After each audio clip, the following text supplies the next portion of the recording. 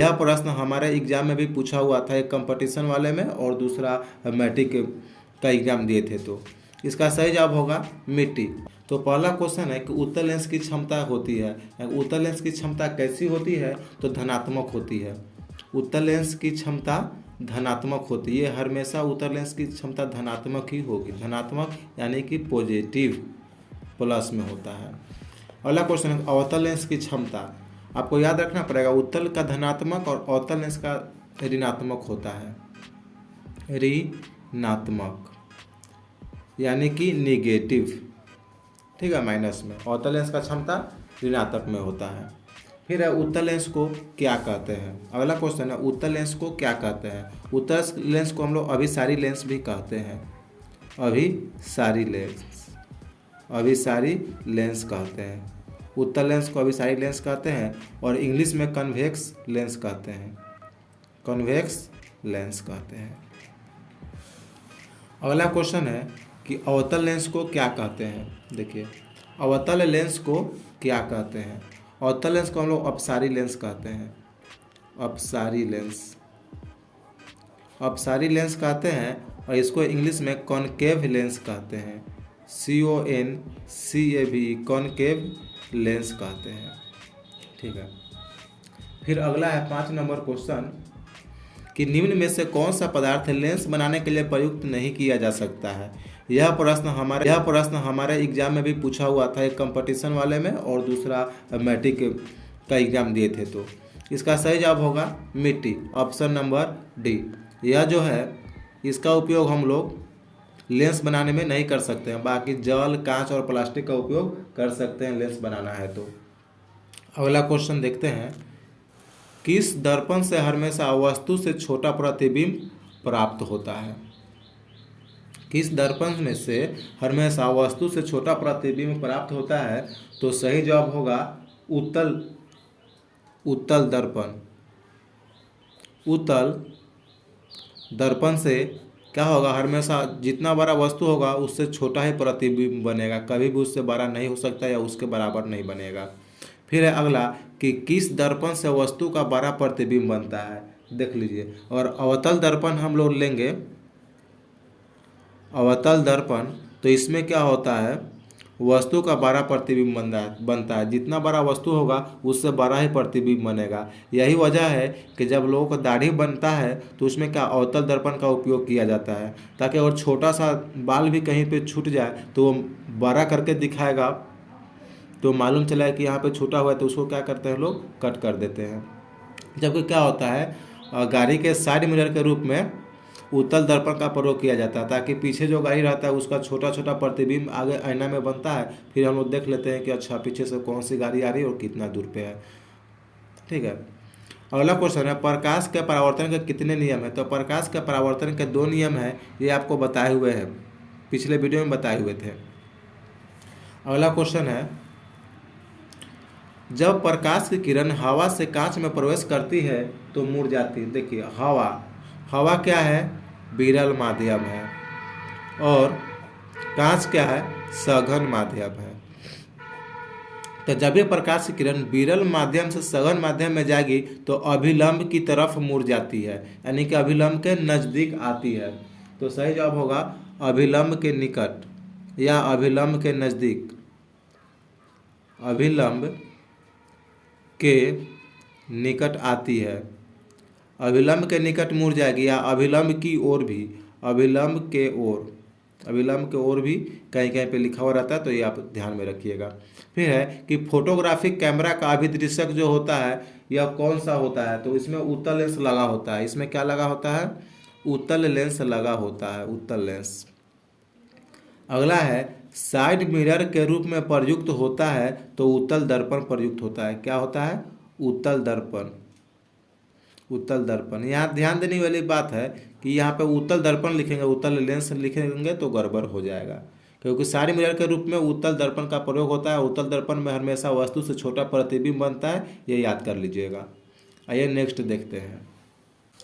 Next question है एक अवतल दर्पण की फोकस दूरी 10 सेंटीमीटर है तो उसकी वक्रता त्रिज्या क्या होगी। आपको बताया थी वक्रता त्रिज्या और फोकस दूरी में संबंध क्या होता है, R = 2F होता है। तो फोकस दूरी 10 सेंटीमीटर दिया हो तो उसकी वक्रता त्रिज्या आर क्या हो जाएगी, 2 गुना, यानी कि 10 गुना 2 कितना हो जाएगा, 20 सेमी। 10 गुना 2 20 सेंटीमीटर। फिर है निर्गत किरण एवं अभिलंब के बीच के कोण को क्या कहते हैं, तो निर्गत कोण कहते हैं। निर्गत कोण आपको बताए थे आपतन कोण और परावर्तन कोण, वही परावर्तन कोण बताए थे, उसमें क्या होता है, निर्गत कोण भी होता है।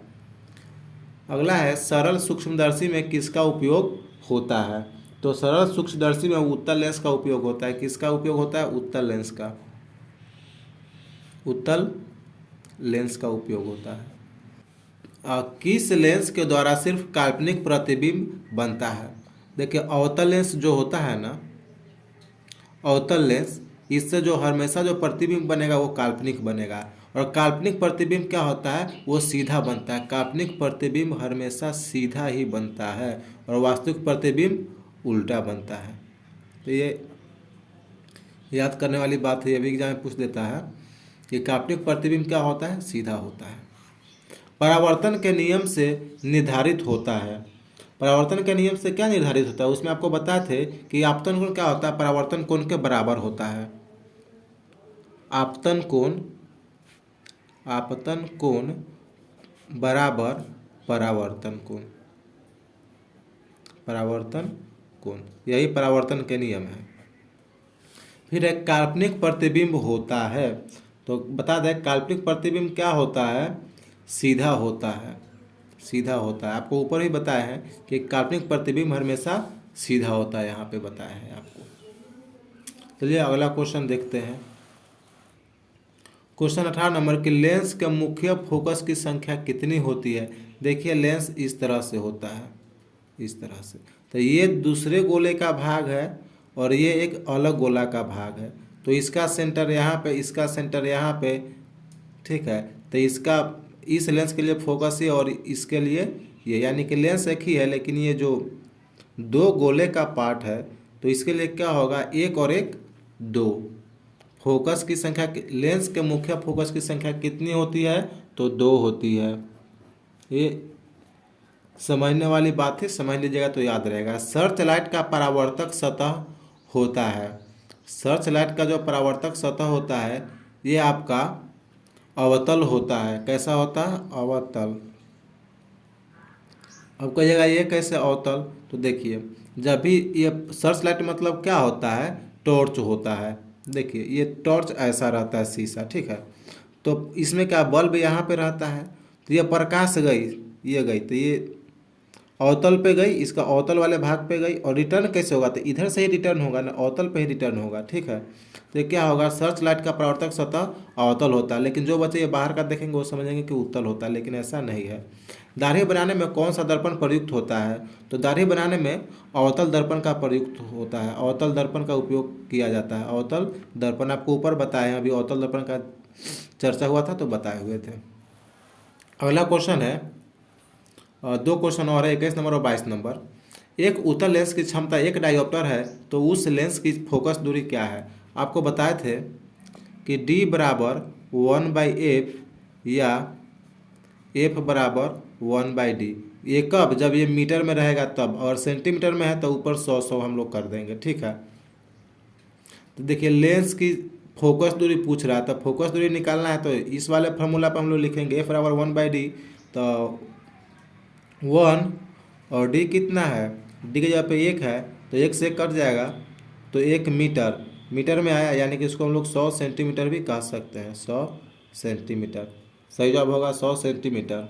और चूंकि देखिए यहाँ उत्तल लेंस का कह रहा है तो ये 100 सेंटीमीटर प्लस में हो जाएगा, पॉजिटिव हो जाएगा, पॉजिटिव प्लस में, ठीक है। अगर यही अवतल लेंस रहता तो यहाँ पे माइनस में 100 लिखते, ये बात ध्यान में रखिएगा। अगला क्वेश्चन इसी तरह का है। किसी गोलीय दर्पण तथा किसी पतले गोलीय लेंस दोनों की फोकस दूरियां -15 सेंटीमीटर है। दर्पण तथा लेंस संभवतः, देखिए फोकस दूरी निगेटिव है, ठीक है। तो हम जानते हैं कि अवतल जब लेंस होगा तो अवतल लेंस में क्या होता है, फोकस दूरी माइनस में होता है, ठीक है। और अवतल दर्पण भी होगा तो उसका भी क्या होगा, माइनस में फोकस दूरी होता है। तो सही जवाब होगा अवतल